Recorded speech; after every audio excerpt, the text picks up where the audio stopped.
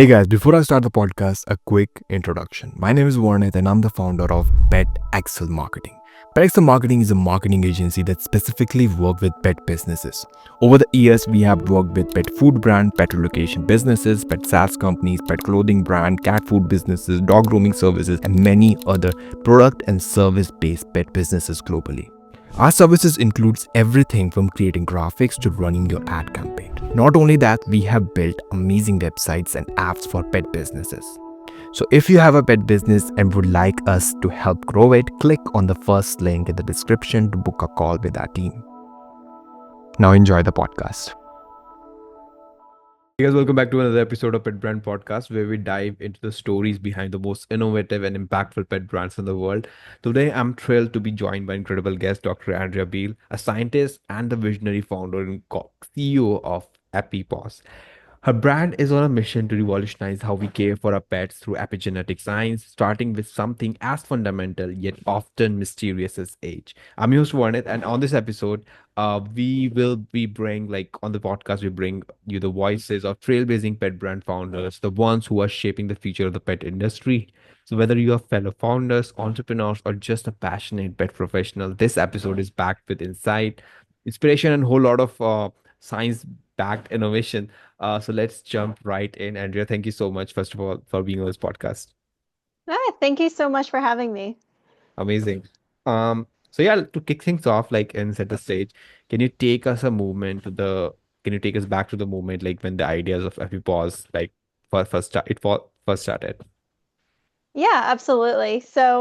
Um, EpiPaws first started in my mind, at least, during my PhD, where I was studying epigenetics in sharks and dolphins. So I was a wildlife researcher, creating tools to help conservation biologists Hmm. monitor populations.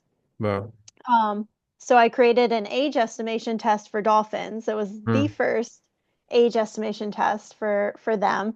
And I just fell in love with the science. I thought it was so cool that we could really accurately estimate age for a wild animal. And most wild animal populations, we have no idea how old they are. So it felt so powerful and impactful to be able to do that. Hmm. Um, and when I started looking at doing it for other animals and I wanted to start my own research lab, I realized that, dogs and cats, no one was doing this for them. Hmm. Um, and talking to the business suite at my school, and that I want to start a research lab and all of that, and, do age tests commercially.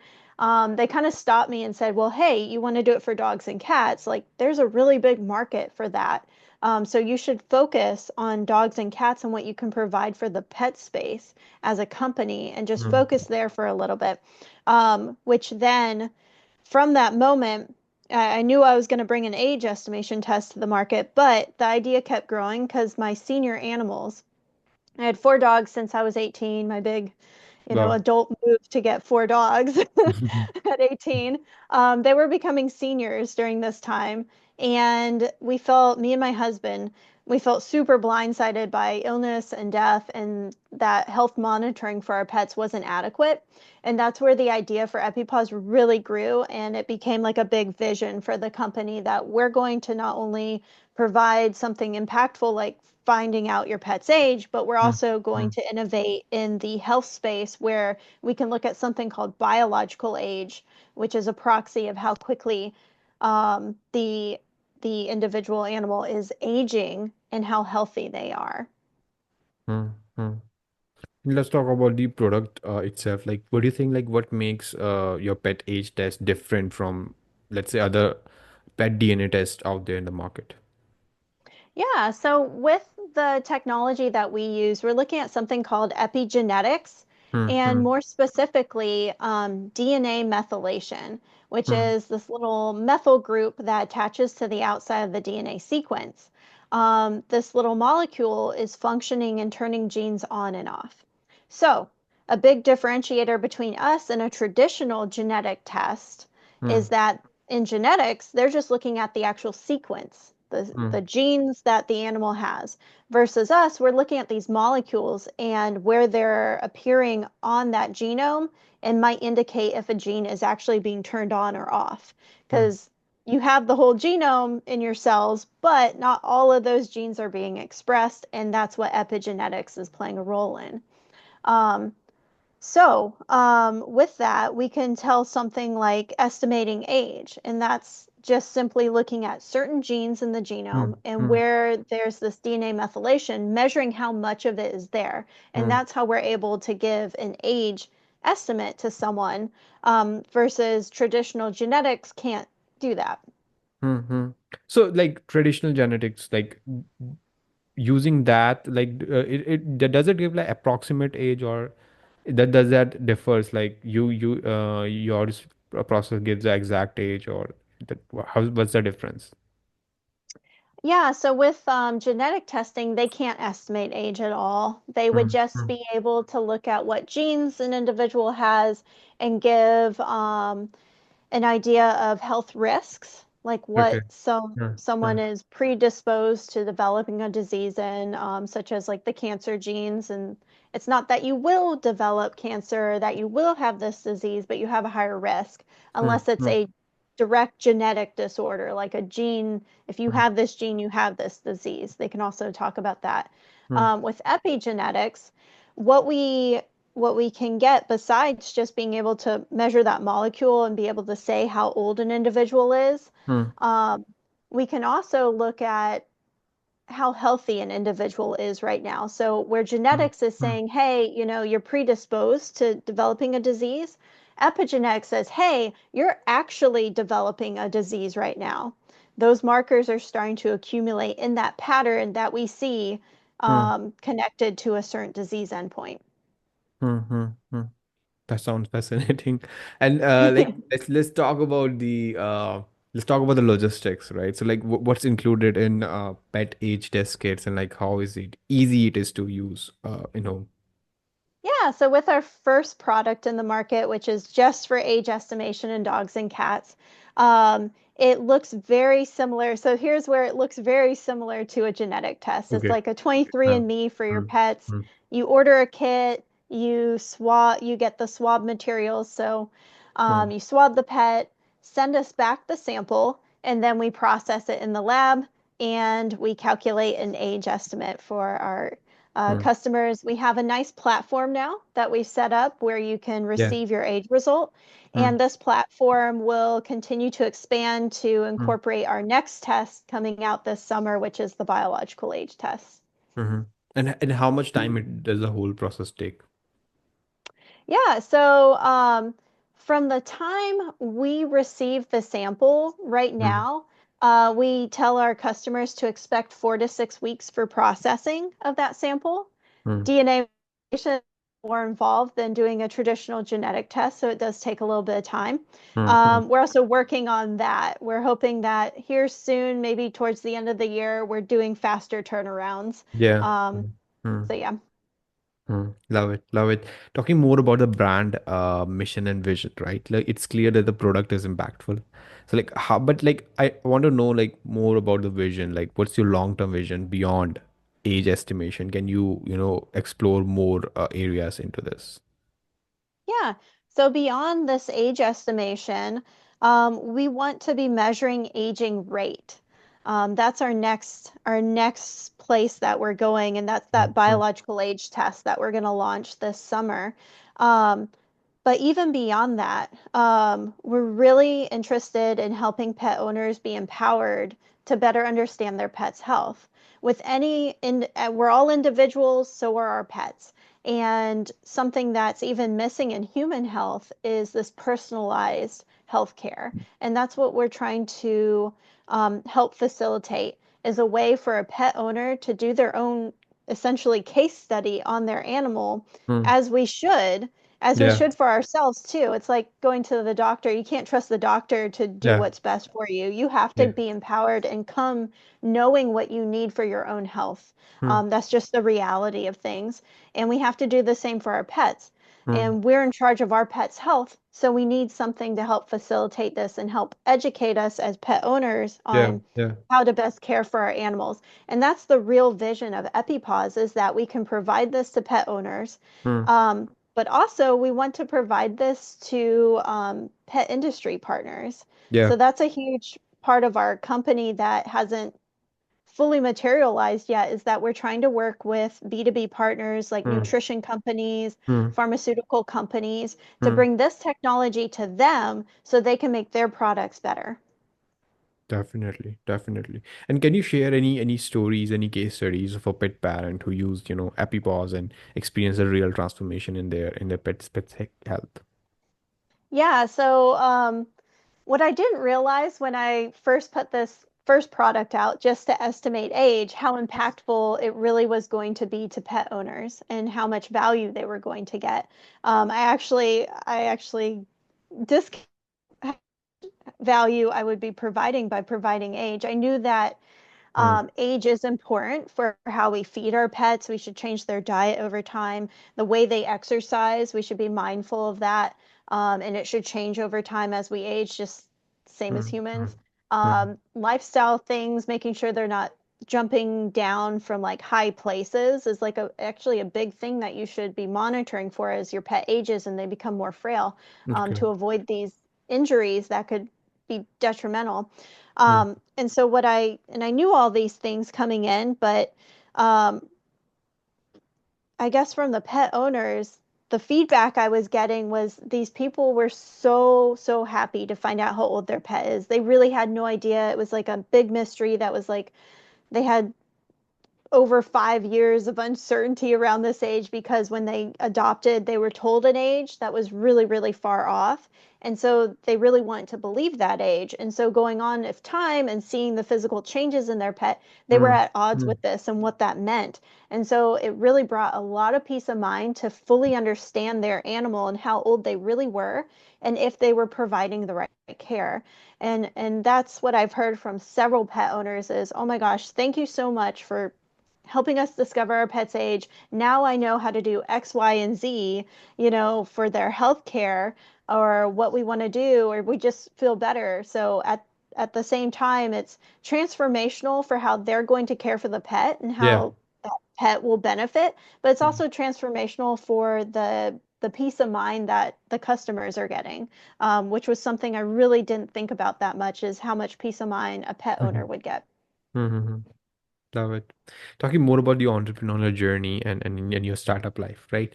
So starting any brand has its own challenges, like especially when it involves science, and the stakes are even higher.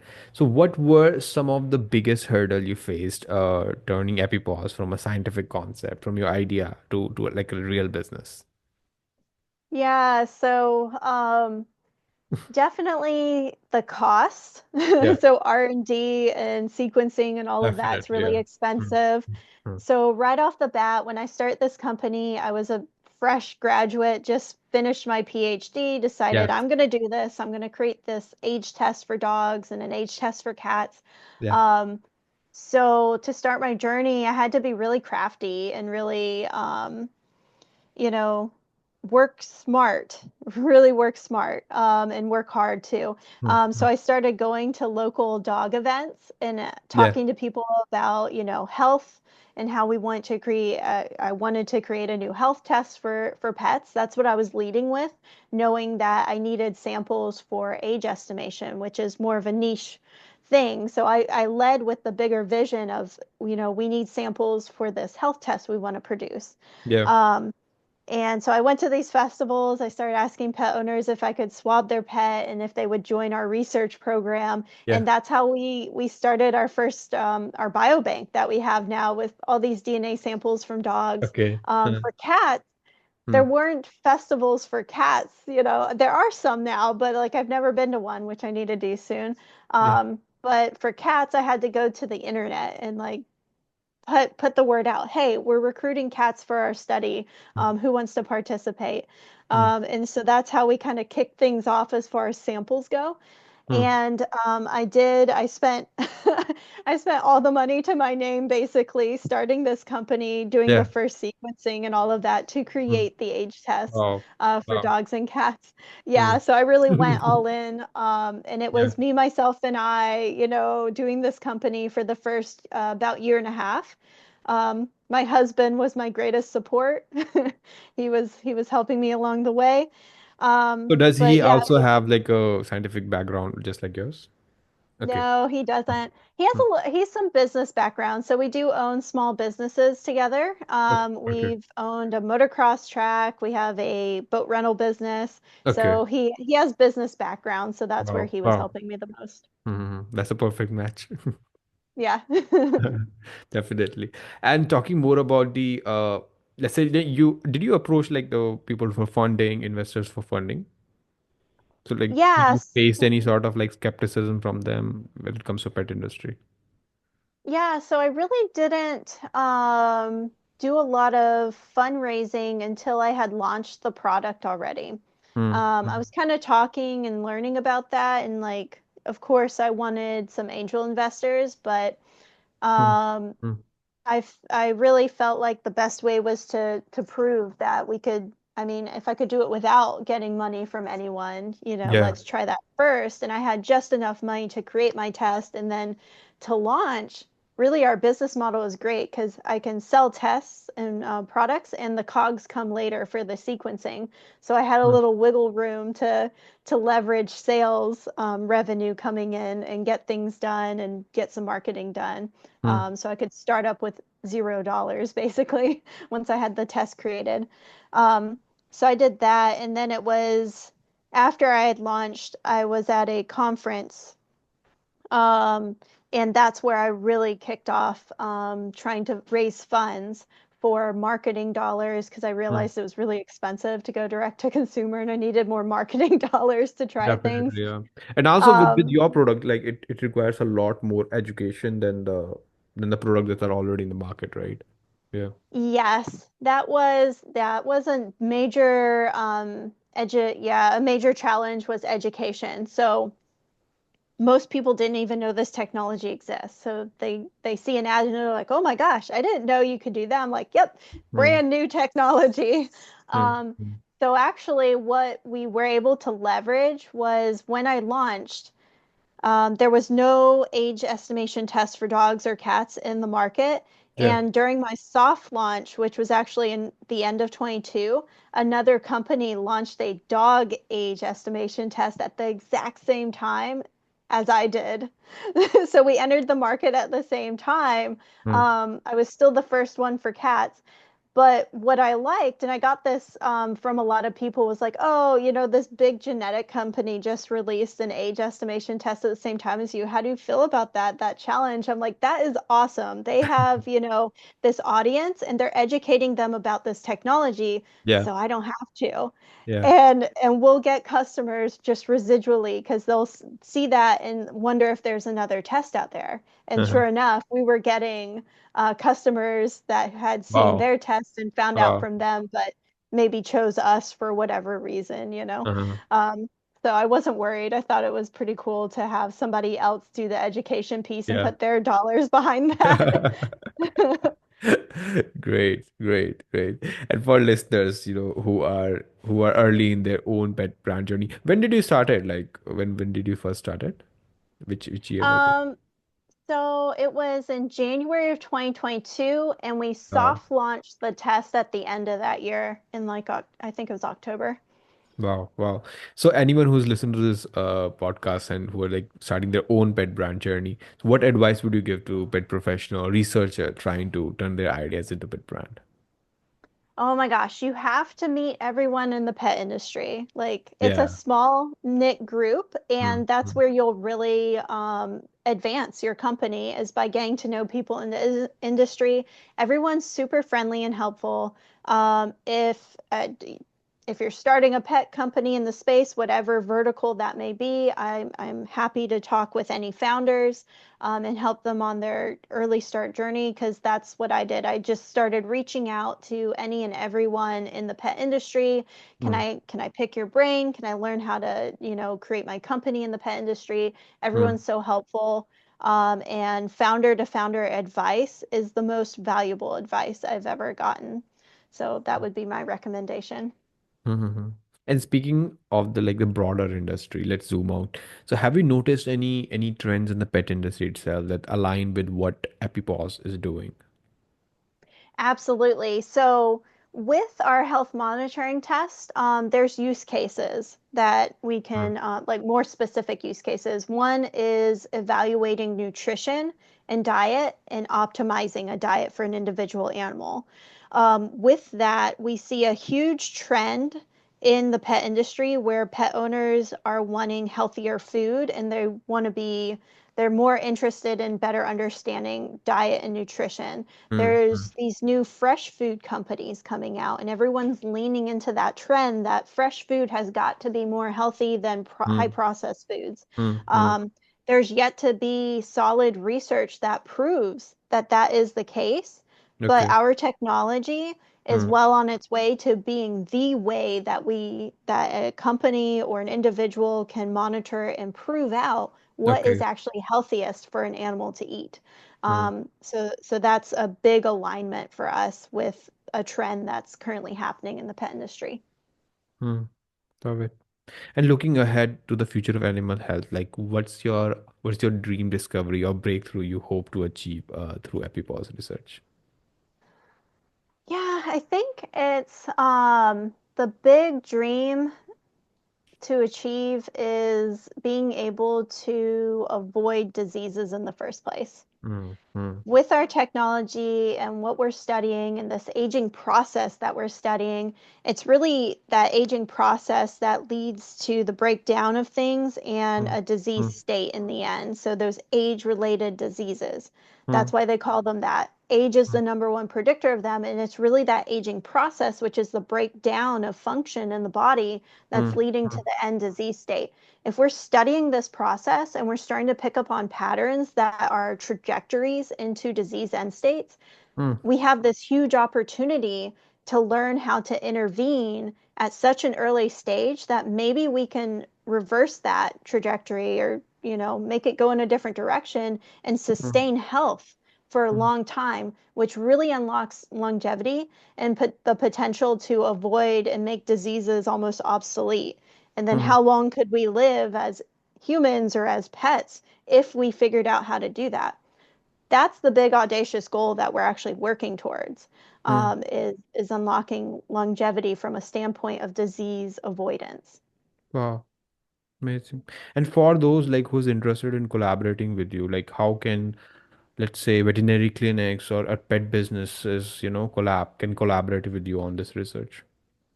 Oh yeah, no, we're all about collaboration. Right now, we just recently had to close our citizen science portion as far as onboarding, actively onboarding. We have so Okay. many samples that we need to process, but Mm, you mm, can still sign up and show interest in our research programs. okay. And if your pet fits a profile that we're looking for, they'll get invited to a research Mm, program. For our B2B partners and other industry partners that are interested in collaborating with us, mm. they just need to reach out. They can send an email to myself. I'm not sure how they can I will always add the contact you. Yeah, and I will ask add the for, email in this okay. podcast. Yeah. Perfect. Yeah, they can always contact me directly, and we'll get that conversation started on how we can help each other. Mm, We're really mm, looking for synergies in our research partners and how we can each help each other advance our goals in pet health. mm. I recently invited Jamie Smith. And she's the founder or maybe like CEO of Innovative Pet Lab. So she's I was talking to her, and there was this one instant when I asked her that, the data that you're collecting, that whatever data that you're collecting, right? So is it like also kind of like a let's say a revenue source? Does can it become like a revenue source that you can sell to like companies that, hey, this is the research that we have done and you can use this research to create better products, let's say in food or supplement? Absolutely. Mm. Yeah, with our database that we're creating, we'll have epigenetic data in there, but we'll also have all different phenotypic traits in there, just environmental variables like what food they're Wow. eating, are they getting their teeth brushed, are they Mm, on these mm, pharmaceuticals? We'll have mm, all of this kind of information, including blood, blood analysis too is another thing we're incorporating into this. But this data set will be very, very valuable to mm. B2B partners, and that is something that we Wow. can get a revenue source from and help and unlock a lot of information for other companies to Mm. better their products. Love it. Talking more about the marketing and growth and community. So let's shift gears to talk about growth. Like every pet brand founder is eager to know like what's working, what's not working. So like, what do you think? Like, what marketing strategies have worked the best for you, EpiPaws, like so far? Yeah, so Amazon, I'll start there. Amazon is, a great place to start. If you're putting out a product that you could fit and list on Amazon, Hmm. absolutely do that. That's the most bang for your buck Okay. on marketing dollars. Hmm. Other than that, there's Facebook and Google, and it's funny those two how well they perform kind of shifts around through the year, and we haven't, I mean, we're still pretty early. We haven't found any hard and fast patterns yet Hmm. Hmm. around that, but that would be the way to go if you're going direct to consumer. If you have a way that you can work with other pet businesses that have a big following already, Hmm. that's really the best way to market. It's the word of mouth or doing affiliate sales with companies bigger than you that really, yeah, helps with growth and advances how quickly you can make sales. Hmm. Hmm. And what do you think? Like, what's next for EpiPaws in terms of products, partnership, or expansions? Yeah, so this summer we have biological age launching for direct to consumer. Wow. Um, we're actually already using this technology with B2B partners. So that's already open and ready for the partners. We Yeah. have a big focus on nutrition. So Hmm. that's kind of where we're getting started is with nutrition and better understanding that. And one of the reasons that is for one, we've seen a lot of advancements in longevity research with humans in nutrition. So it's something that a lot of people are actually familiar with. Hmm. But it's also the best way that everyone can participate. Everyone has to feed their pet. So everyone can make a small change that's beneficial to their health Hmm. is the opportunity we see there versus some other things coming to market soon, which is still exciting, is longevity drugs for dogs. Wow. So, really excited about that coming out from the company Loyal, which a lot of people are watching, and I'm a huge fan of. So, Hmm. um, but for us, we're taking a turn and we're focusing on nutrition. Hmm. The other thing that is coming up around the corner is we're looking to pilot our ability to work with pharmaceutical companies and make Okay. pharmaceuticals safer for pets, Hmm. actually, is Hmm. is what we'd like to do. So with every pharmaceutical, if we're looking at how it affects epigenetic markers, there's the possibility of creating pre and post diagnostics basically to help us Okay. determine when pets will be compatible with the drug, and then Hmm. in the back end, how to optimize the dosage they should have of a drug so that Hmm. everything's very personalized to the pet. Hmm. Hmm. And do you like, constantly reach out to these people or like does it happen organically? Like how do you do that? So some of it is organic, just, getting introduction. So this goes back to a good way to advance your pet startup is to network and get to Okay. know people in the Hmm. industry. Hmm. So Hmm. that's like the biggest thing is that I've been introduced to these bigger companies in the industry just Mm. by knowing other people who know them, and they're like, "Oh, I see a synergy. Let me connect you with so and so." Yeah. Um, but the other way is to attend conferences. So Okay. these in-person get-togethers, Mm. pitch competitions is a Mm. great way to get to pitch your message to a room Wow. full of Mm-hmm. potential partners. So those kind of things is what I've done. Mm-hmm. Last question from my end, Andrea. If you could go back and give your younger self one piece of advice before starting Happy Boss, like what would it be? Ah, yeah, that's a hard one. I think it's this one's not so like positive, but it is something that's important to keep in mind is that Mm. as you're presented with opportunities and you have conversations, there's a lot of hurry up and wait Mm. going on. Mm. Um, and so there's been so many times where, and I don't think there's any way you could tell my younger self not to get overly excited about something. But that is the reality is that you'll have a conversation, it sounded great, you think it's going somewhere, you're like ready to start a partnership tomorrow, and then it's crickets or it's this or that paperwork and it falls apart or something like that. Mm-hmm. And just dealing with that super high, like, oh, I'm so Yeah, excited, super this is high, going super to low, super happen. high. I've made it in the world, to Yeah. all of a sudden, like, oh, that didn't work out. Yeah. And it's just riding those highs and lows. Mm. Mm. Can't stress enough how much that is like such a reality with having a Yeah. startup is you'll Yeah. be high Emotional on a roller mountain. coaster. Yes. Oh my gosh. And just reminding myself, I guess what that should, the actual advice should be to like self-care. Yeah. Because Yeah. there's been times where like, I guess it was probably 23 to 24, like that transition period there where like I stopped taking care of myself and just working so hard. And it was Yeah. like, Mm. you can't do that. You'll get burnt out and Yeah. it's not good. So Yeah. definitely self-care and managing the highs and lows Yeah. and Yeah. Yeah. that Yeah. perspective. Yeah. Yeah, yeah. There's this stoic concept with it, right? I mean, don't get too happy when you're getting success, right? And don't get too sad when Yeah. you are experiencing Yeah. failure, right? Just keep going, whatever it is. Yeah, yeah, being resilient and pushing through is the main thing. Like that's the best thing you can do.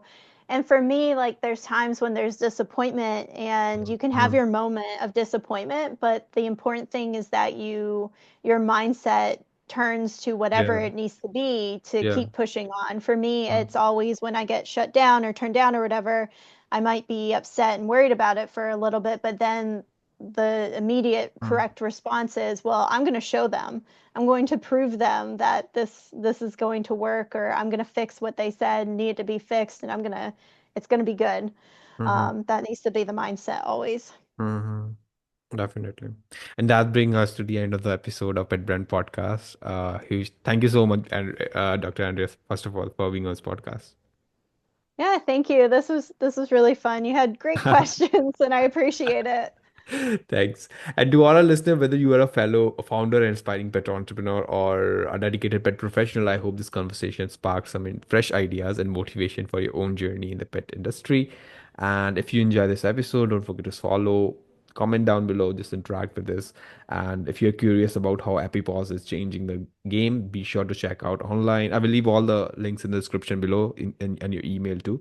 And yeah, that's it. That's the end of the podcast.